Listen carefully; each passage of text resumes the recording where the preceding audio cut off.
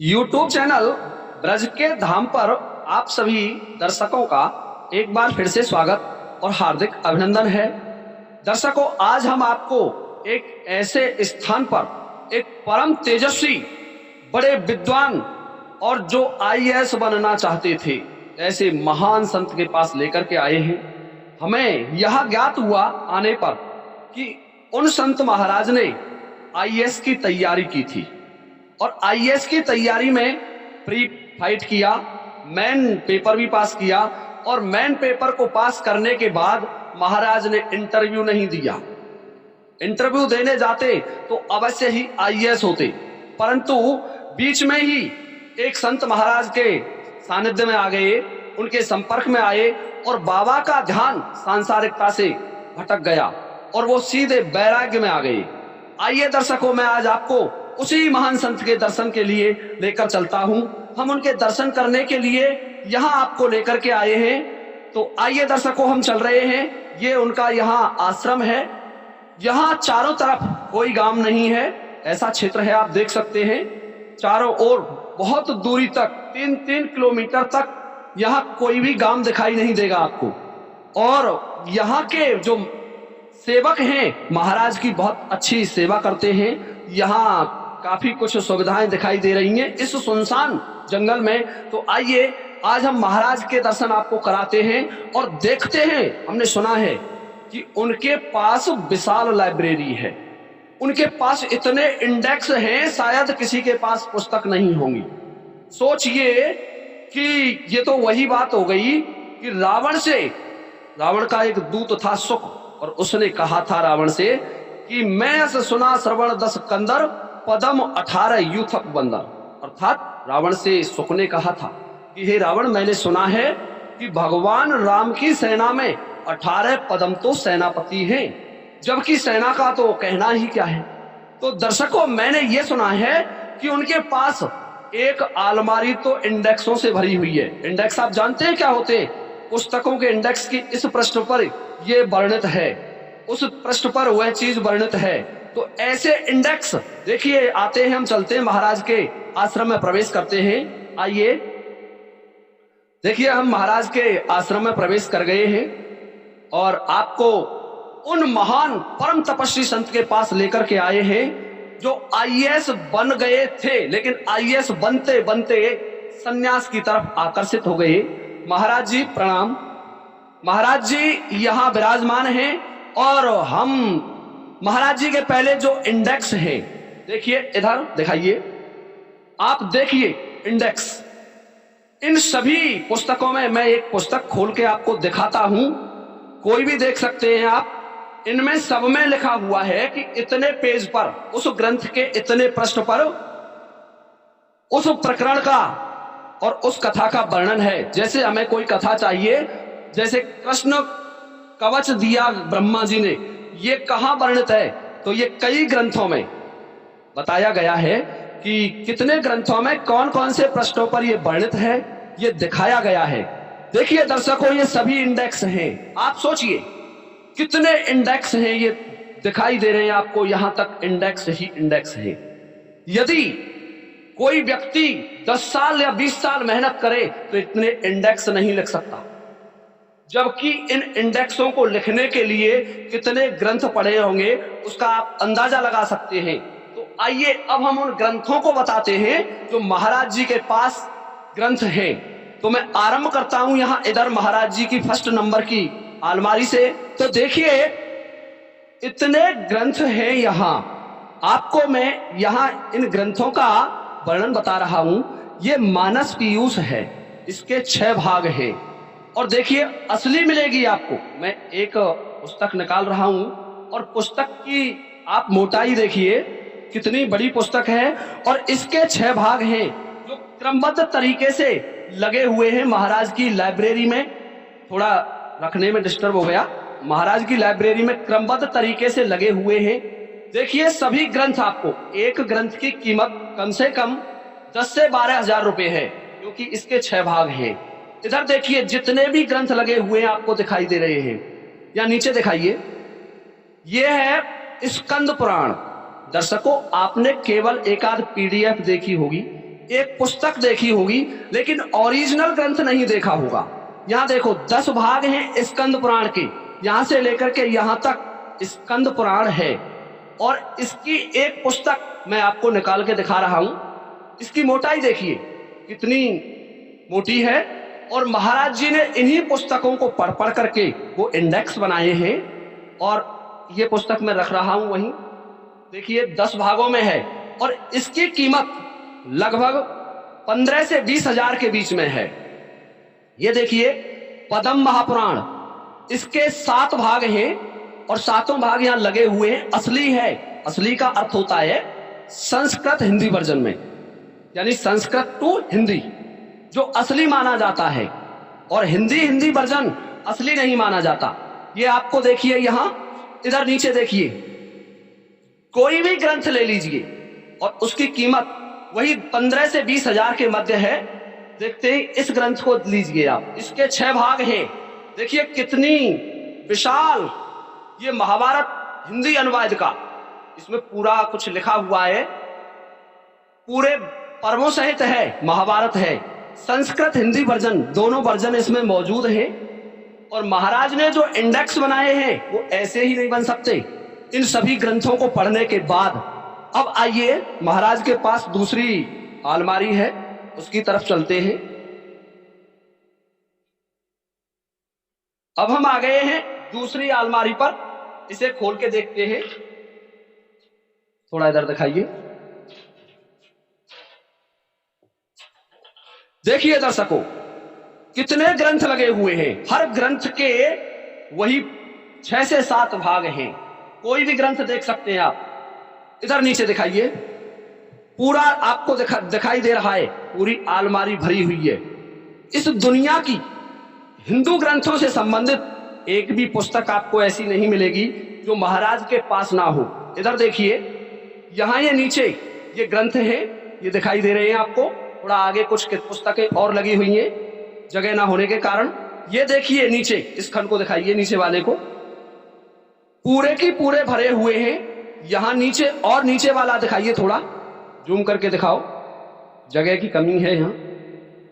ये भी पूरा जो भाग है भरा हुआ है ग्रंथों से, आपको दिखाई दे रहा होगा। दर्शकों यही नहीं, और आइए मेरे साथ। महाराज जी के पास ये बक्सा, ये संदूक है, आप देखिए कम से कम 5 बाई 3 की संदूक है। और ये सभी ग्रंथों से भरी हुई है, देख सकते हैं आप। एक से एक अच्छा ग्रंथ, प्रामाणिक ग्रंथ, और जो आप चाहें वह ग्रंथ आपको यहां देखने को मिलेगा। देखिए वेद, अथर्व वेद, चारों वेद महाराज के पास हैं। ये भी अथर्व वेद है। और जितने भी वेद हैं आपको यहां मिलेंगे, जितने भी पुराण हैं वो आपको यहां देखने के लिए मिलेंगे। महाराज के पास ये भी इंडेक्स है। देखिए महाराज इनमें इंडेक्स बनाते हैं, इन ग्रंथों को पढ़ते हैं और नोट करते हैं पेजों पर। तो ये महाराज की लाइब्रेरी है। और महाराज की ये दूसरी जो संदूक है ये भी ग्रंथों से भरी हुई है, परंतु यहां जगह ना होने के कारण हम इसे आपको खोल के नहीं दिखाएंगे। अब आइए, इन ग्रंथों को देखने के बाद उत्सुकता हुई कि हम स्वामी जी से बात करें, स्वामी जी से कुछ आशीर्वाद लें। प्रभु जी काट दीजिए बात। तो अब हम बाबा के ग्रंथों को देखने के बाद, इतनी पुस्तकों को देखने के बाद आते हैं महाराज के पास और महाराज से जानते हैं इन पुस्तकों के बारे में, उनकी तैयारी के बारे में, और उनको जो वैराग्य जागृत हुआ उसके बारे में। आइए दर्शकों, प्रणाम महाराज जी। जय श्री राधे राधे राधे। इसको हटा दो जी।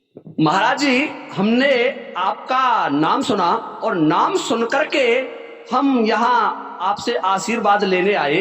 तो महाराज जी हम आपसे ये जानना चाहते हैं कि इतने वेद शास्त्र आपने कैसे इकट्ठे किए? सबसे पहला प्रश्न तो हमारा यही होगा। जय श्री राधे राधे राधे। प्रिय साथियों, मैं सबसे पहले ये बात कहना चाहूंगा, ये कोई ठाकुर जी की ही कृपा है। हर व्यक्ति की सामर्थ्य नहीं है कि स्वयं पढ़ ले। ये कोई ठाकुर जी ने इस तरीके से ऐसा कोई रस दिया है कि इन ग्रंथों से दिन दूनी रात चौगुनी मन लगता ही रहता है, मन नीरस होता ही नहीं है और इतना आनंद आता है, हद से ज्यादा दिन रात पढ़ते रहो।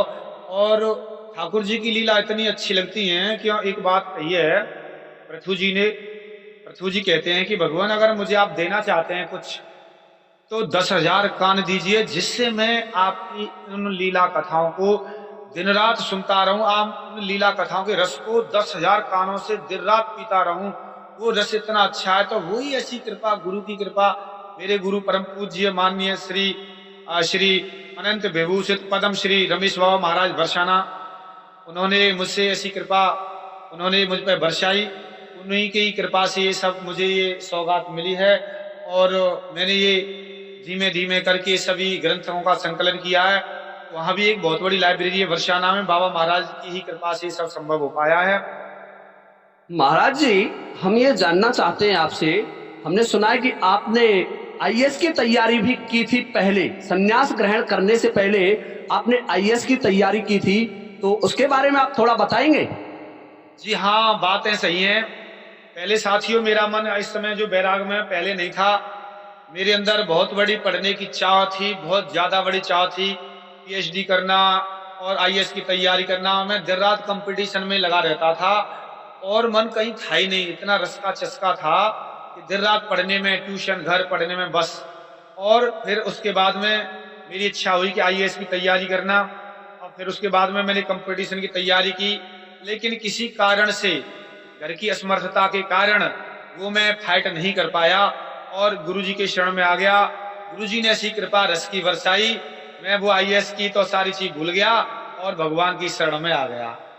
क्या प्रभु आप आज भी आईएएस की पुस्तक पढ़ते हैं? इस पुस्तक पर मुझे दिखाई दे रहा है, लिखा हुआ है भारत का इतिहास, और ये शायद आईएएस की ही है, और ये पुस्तक भी आईएएस की है। आजादी के बाद का भारत, ये भी आईएएस की है। स्पेक्ट्रम की है, आधुनिक भारत का इतिहास। इसे हर आईएएस का जो भी अगर आईएएस करेगा या मेरी वीडियो देख रहा होगा यहाँ पर, तो वो जरूर जान जाएगा वास्तव में तैयारी की है, क्योंकि हर आईएएस के पास में ये पुस्तक होगी।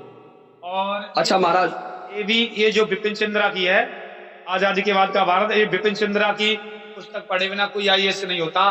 और वो आईएएस की जो तैयारी है, लेकिन मेरा रस कम नहीं हुआ है, पढ़ता तो नहीं हूं, लेकिन आज भी इनका रस का चस्का कम नहीं हुआ है। आप जो देख रहे हैं, अब वो भी सामने, ये सब इतिहास मेरा वैकल्पिक सब्जेक्ट रहा है और ये सब आईएएस की पुस्तकें हैं जो आप सामने देख रहे हैं। और भी बहुत सी रखी हुई हैं, बहुत से नोट्स रखे हुए हैं जो आज भी मुझसे दूर नहीं है।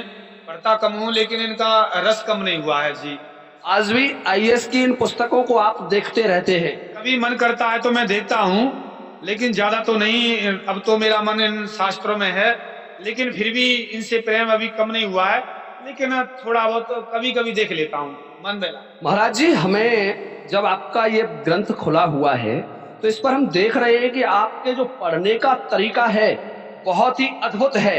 आप तो अंडरलाइन करके इन ग्रंथों को पढ़ते हैं, सब कुछ अंडरलाइन हो रहा है। इस तरीके से बड़ी गहरी तरीके भी आप जो देख रहे हैं, इस तरीके से बड़ा गहरा स्टडी चलती रहती है। एक एक जब तक पूरी नहीं हो जाती है तब तक मेरा मन उसे तैयारी करने के लिए बाध्य नहीं। देखो, इस तरीके से एक एक चीज जब तक ऐसे अंडरलाइन नहीं हो जाएगी, मन उसे एकदम याद कर लेता, एक्सेप्ट कर लेता, दोबारा उसे घुमाने की जरूरत नहीं पड़ती। आप देख रहे हैं किस तरीके से पेज पे कैसे है, क्या है, एक एक चीज को इस तरीके से।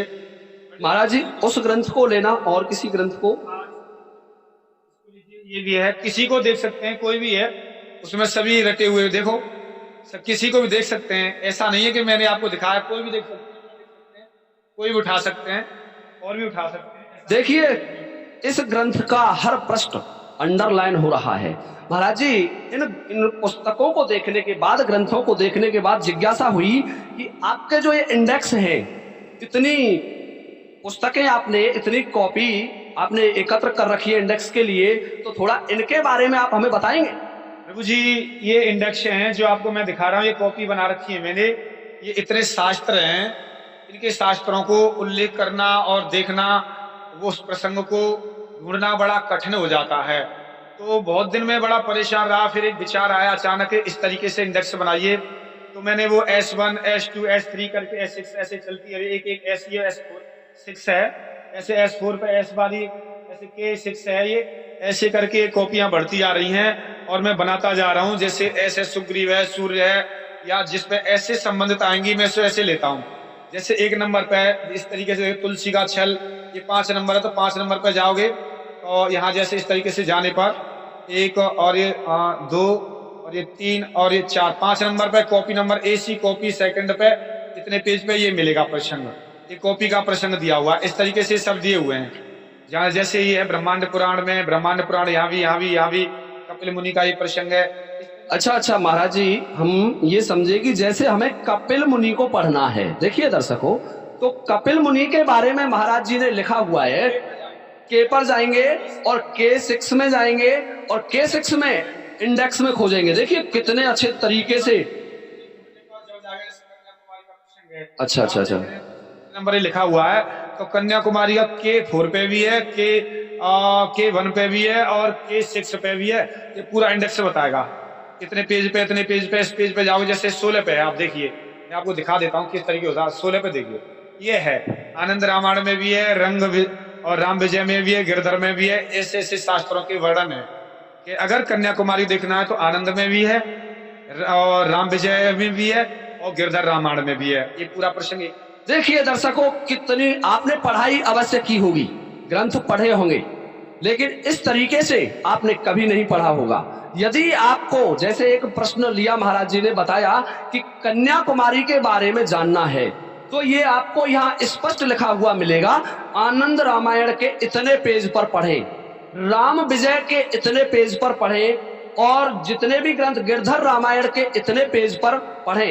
इन तीनों का आप मिलान करेंगे तो तीनों कथाएं एक साथ हो जाएंगी कि इस रामायण में ये लिखा हुआ है, राम विजय में ये लिखा हुआ है, आनंद रामायण में ये लिखा हुआ है।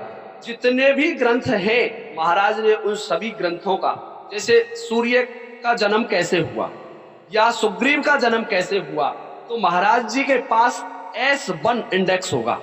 S से संबंधित जितनी भी जो शब्दावली है वो उसी पुस्तक में मिलेंगी और वहां उसके पृष्ठ पर जाएंगे सुग्रीव वाले पर, और सुग्रीव वाले पृष्ठ को जब पढ़ेंगे तो वहां हमें मिलेगा कि इस ग्रंथ के इतने पृष्ठ पर सुग्रीव का जन्म होना इस तरीके से बताया गया है। दूसरे ग्रंथ का नाम साथ में होगा, उसका पृष्ठ दिया हुआ होगा। तो महाराज जी S3 S4 S5 ये आप देख रहे हैं, इंडेक्स पूरी लिखा हुआ है। इस तरीके से एक के बाद एक कॉपी बनती आती है।